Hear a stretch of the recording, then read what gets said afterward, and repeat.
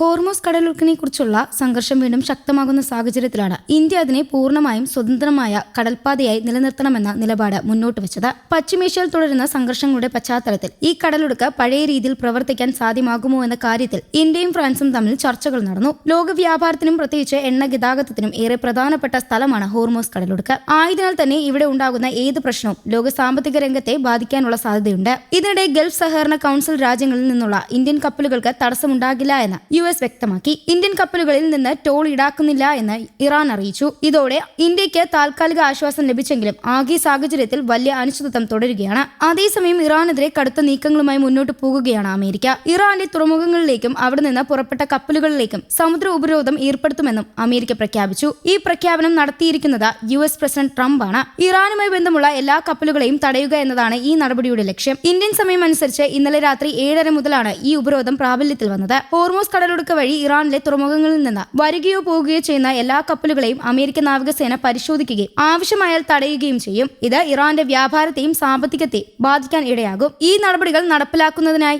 അമേരിക്കയുടെ യുദ്ധക്കപ്പലുകൾ Persian ഉൾക്കടലിലും Oman ഉൾക്കടലിലും വിന്യസിച്ചിരിക്കുകയാണ്. ഇവ കപ്പലുകൾ നിരീക്ഷിക്കുകയും നിയന്ത്രിക്കുകയും ചെയ്യുന്നതാണ് നിയോഗിച്ചിരിക്കുന്നത്. ഈ നീക്കത്തിൽ ഇസ്രായേൽ അമേരിക്കയ്ക്ക് പിന്തുണ നൽകുന്നുണ്ടെന്നും റിപ്പോർട്ടുകളുണ്ട്. അതേസമയം ഹോർമോസ് വഴി മറ്റും രാജ്യങ്ങളിലേക്ക് പോകുന്ന കപ്പലുകൾക്ക് തടസ്സം സൃഷ്ടിക്കുന്നില്ല എന്ന് അമേരിക്ക വ്യക്തമാക്കിയിട്ടുണ്ട്. മനുഷ്യാവകാശ സഹായവുമായി ബന്ധപ്പെട്ട കപ്പലുകൾക്ക് ഇളവ് അനുവദിക്കുമെന്നും അറിയിച്ചിട്ടുണ്ട്. ഇതിലൂടെ അന്താരാഷ്ട്ര സമ്മർദ്ദം കുറയ്ക്കാനാണ് അമേരിക്ക ശ്രമിക്കുന്നത്. ഇറാൻ ഇതിനെതിരെ ശക്തമായ പ്രതികരണമാണ് നടത്തുന്നത്. അമേരിക്കയുടെ ഭീഷണികൾക്ക് വഴങ്ങില്ല എന്നും ഹോർമോസ് കടലൊഴുക്കിന്റെ നിയന്ത്രണം തങ്ങളുടേതാണെന്നും ഇറാൻ വ്യക്തമാക്കി. ഇറാന്റെ റവല്യൂഷണറി ഗാർഡ്സ് മുന്നറിയിപ്പ് നൽകിയിരിക്കുന്നത് അവരുടെ നിയന്ത്രണ പ്രദേശത്തേക്ക് പ്രവേശിക്കുന്ന US കപ്പലുകൾക്കെതിരെ ശക്തമായ നടപടി സ്വീകരിക്കുമെന്നാണ്. ഈ സംഘർഷം കൂടുതൽ ശക്തമാകാനുള്ള സാധ്യത ഉയരുന്നു. ഈ പ്രശ്നം ആഗോള ഊർജ്ജ വിപണിയെ ഇതിനകം തന്നെ ബാധിക്കാൻ തുടങ്ങിയിട്ടുണ്ട്. എണ്ണവില വലിയ തോതിൽ ഉയർന്നിട്ടുണ്ട്. ഒരു ബാരൽ എണ്ണയുടെ വില $100 കടന്നതാണ് റിപ്പോർട്ട്. ഇത് ലോകമെമ്പാടും ഇന്ധനവില ഉയരാൻ കാരണമാകുകയും അതുവഴി സാധാരണ ജനങ്ങളുടെ ജീവിത ചെലവിൽ വർധനയുണ്ടാവുകയും ചെയ്യും. ഇതിനോട് പ്രതികരിച്ച് ചൈനയും ഇറാനും അമേരിക്കയുടെ നടപടികളെ വിമർശിച്ചു. ഈ ഉപരോധം പ്രശ്നം കൂടുതൽ വഷളാക്കുമെന്നാണ് ഇവരുടെ അഭിപ്രായം. അന്താരാഷ്ട്ര തലത്തിൽ സമാധാനം നിലനിർത്താനുള്ള ശ്രമങ്ങൾക്ക് ഇത് തിരിച്ചടിയാകുമെന്ന് അവർ മുന്നറിയിപ്പ് നൽകി.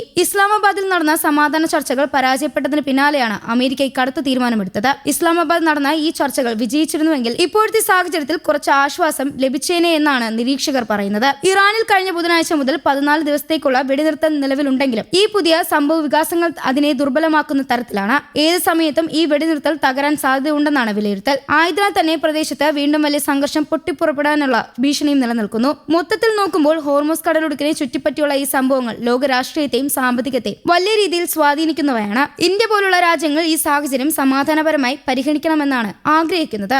കാരണം ഈ കടലൊഴുക്ക് തുറന്ന് സുരക്ഷിതമായിരിക്കണമെന്ന് ലോകം വ്യാപാരത്തിനും ഊർജ്ജ സുരക്ഷയ്ക്കും അത്യാവശ്യമാണ്. ഈ സാഹചര്യത്തിൽ രാജ്യങ്ങൾ തമ്മിലുള്ള സഹകരണം മാത്രമാണ് പ്രശ്നത്തിന് സ്ഥിരമായ പരിഹാരം നൽകാൻ കഴിയുക. സംഘർഷം കൂടുതൽ രൂക്ഷമാകുന്നതിന് മുമ്പ് സമാധാന ശ്രമങ്ങൾ ശക്തിപ്പെടുത്തേണ്ടത് അത്യാവശ്യമാണ്.